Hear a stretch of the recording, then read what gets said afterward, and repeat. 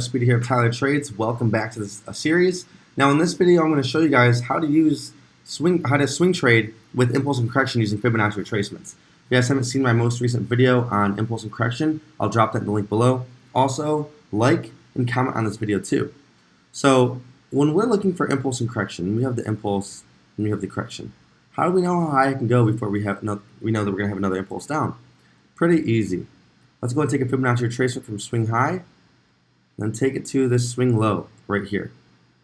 So what I'm basically doing is putting it by the low of this wick. And what we can see here is price. Let's go ahead and delete these. You can see price came down to the low. Now there's a couple different areas that I would like to take it at. The 50% retracement is a good one.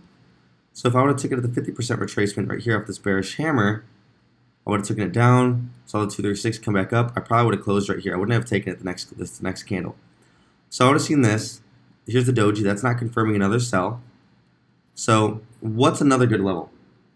Right here, the 618. When you see price pull back, and they can go up, pull back, go up, pull back to 382. Now I know it's going to come to the 618.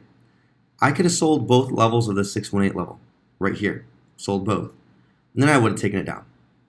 So when you're looking for different trades and you're looking to swing trade with Fibonacci retracement, it's pretty easy. You take it from swing high, where we had the highest point of this chart, and take it to swing low.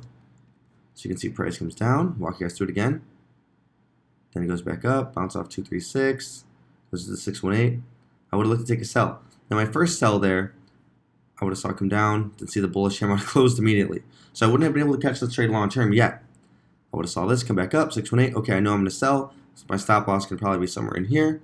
And price came right back down. So that is how you swing trade using impulse and correction and Fibonacci retracement.